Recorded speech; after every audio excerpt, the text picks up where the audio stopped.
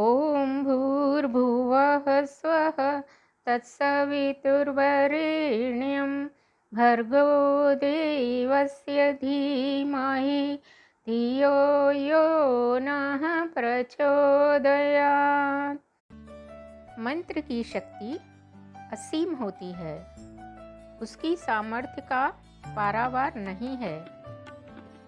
लोहे से बने विद्युत संचालित यंत्रों का करतब हम प्रत्यक्ष देखते हैं, पर वह होता तभी है जबकि वे सभी यंत्र लोहे के हों और सही पद्धति से निर्मित किए गए हों।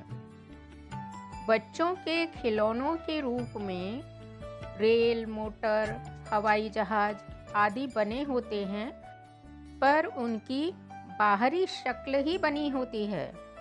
निर्माण पद्धति का प्रयोग जैसा होना चाहिए वैसा न होने से वे खिलौने भर बनकर रह जाते हैं और वह काम नहीं कर सकते जो असली यंत्र करते हैं। यंत्र की तरह मंत्र भी है।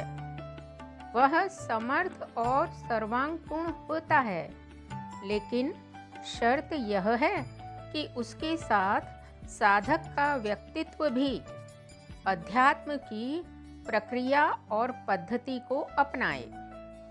गायत्री मंत्र की महत्ता सर्वोपरि प्रधान है। उसकी प्रधानता और वर्चस्व को देखते हुए यह आवश्यक हो जाता है कि उसकी साधना और उपासना में व्यक्तित्व को और अधिक प्रखर बनाया जाए।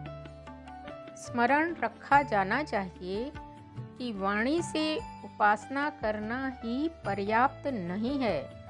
उसे वाक बनाकर ही इस योग्य बनाया जा सकता है कि अध्यात्म पथ पर बढ़ते हुए साधक को कुछ कहने लायक सफलता मिल सके। आयुर्वेद में सोना, चांदी, तांबा, पारद आदि की भस्म बनाकर उनके सेवन का विधान है। विषों का भी बड़ा लाभ बताया गया है, पर वह संभव तभी होता है जबकि उन विषयों को विधान पूर्वक शुद्ध किया जाए। वाणी एक मूल पदार्थ है। शोधित होने पर वह अमृत बन जाती है और विकृत होने पर विष का काम करती है। गायत्री मंत्र की साधना का प्रथम प्रयास अपने गुण, कर्म, स्वभाव को परिष्कृत करना है। मात्र वाणी का संयम करने से उसे वाक रूप में परिणत नहीं किया जा सकता। मौन, सत्य, मधुर वचन, सत्प्रयोजन, संतुलित एवं स्वल्प संवाद, ये सब जिह्वा साधना के बाह्य उपचार हैं। अंतःकरण में उत्कृष्टता और क्रियाकलाप में आदर्शवादिता का समन्वय अंतः उपचार है। प्याज, मूली, शराब, हींग आदि खाने पर मुंह में वैसी ही गंध आती है। अंतःकरण में यदि असंतुलन भरा हो तो जिह्वा की रोकथाम बांध में भी चूक होती रहती है और वस्तु स्थिति उभर कर जिह्वा के माध्यम से प्रकट होती रहती है। वाणी साधना को मात्र शब्द साधना नहीं समझना चाहिए, वरन अंतःकरण की शुद्धि से उसका बहुत ही गहरा संबंध समझना चाहिए। तभी वाणी का प्रत्यावर्तन वाक रूप में होता है और उसके द्वारा उच्चारित मंत्र सफल व सार्थक होता है। ऐसी वाक शक्ति की शास्त्रों में पग पग पर महिमा गाई गई है। जप के लिए प्रयुक्त की जाने वाली वाणी का स्तर ऊंचा होना चाहिए। उच्चारण और स्वर में यही अंतर है कि उच्चारण कंठ, होठ, जीभ, तालु, दांतों की संचालन प्रक्रिया से निकलता है और वह विचारों का आदान प्रदान कर सकने भर में समर्थ होता है। पर स्वर अंतःकरण से निकलता है।